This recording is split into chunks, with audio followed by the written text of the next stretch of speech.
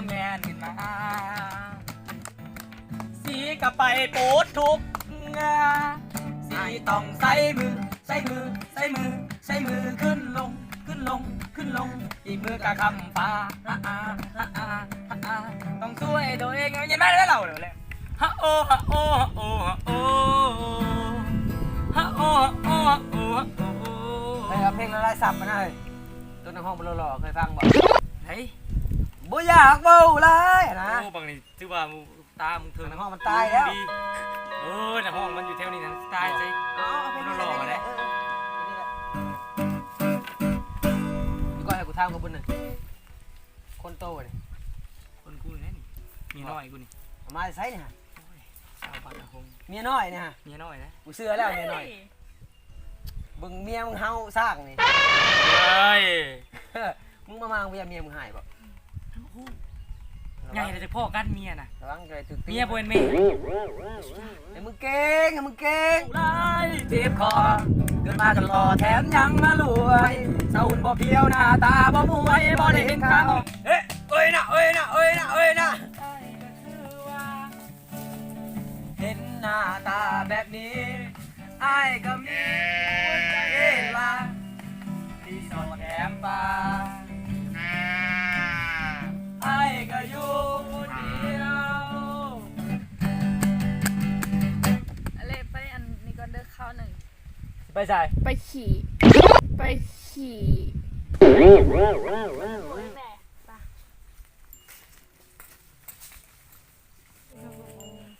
มึงมาเนี่ยมึงได้เถื่อโอ้ยนับประทวนขับอะไรเลยขับบอกครับสาวบ้านหุ่งมึงเฮ็ดอะไรโอ้ยก็มีของดียังนี่เราบองยายังไงจิ้วเจิ้นปูเซินจิ้วหนังอะไรส้มป่าบ่สมเกาหลีตังกูจับทุกเหม็งโตตงนะทั้งซีเลยมีลามันเด็ดขนาดสู้เจ้าพากันว่าอย่างเงี้ยโอ้ยเบาลุงสมุนไพรสมุนยังนะมานั่งกินหอดอยู่นี่วะไปสั่งดนกระโดดไปขี่ไอ้ต้องใช้มือขึ้นล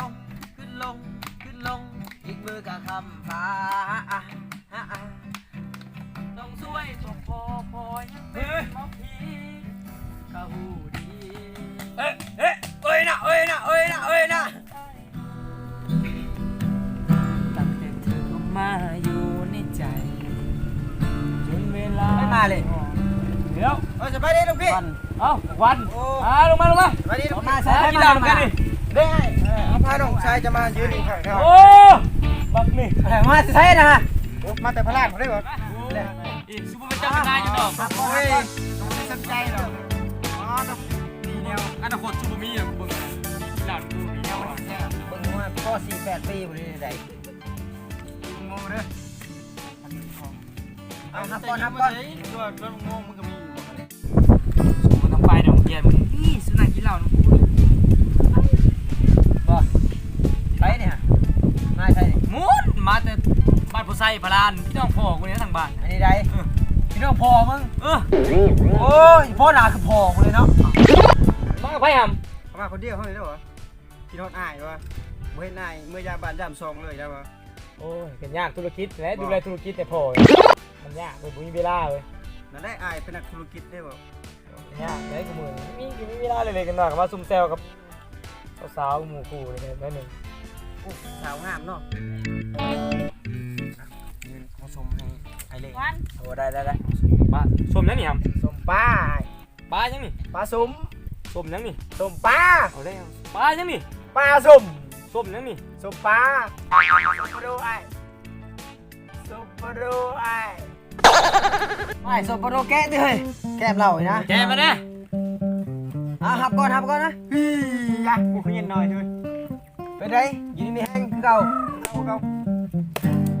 แห้งไม่ให้ผมกันเลยโอ้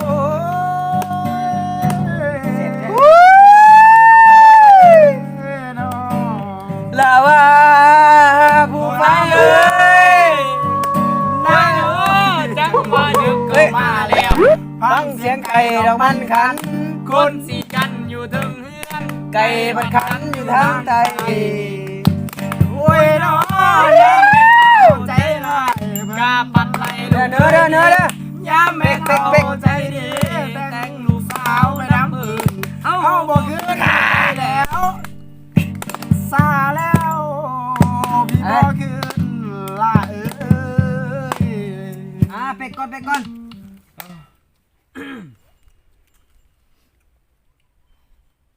เป็นไง ลาวผู้ไทยเวียดนาม เป็นไง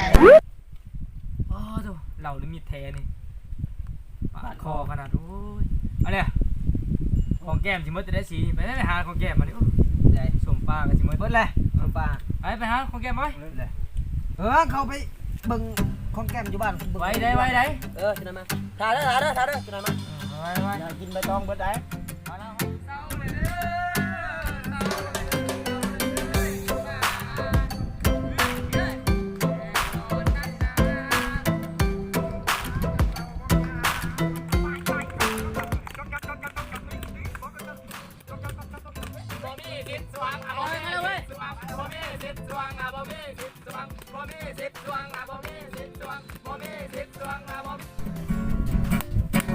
มาเลยเว้ย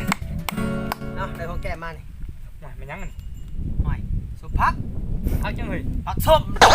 ส้มยังหมดนี่ เอาก็จะว่าส้มพัก พักยังเลย ผักส้มผักส้ม ส้มยัง ส้มพักกันยังวะ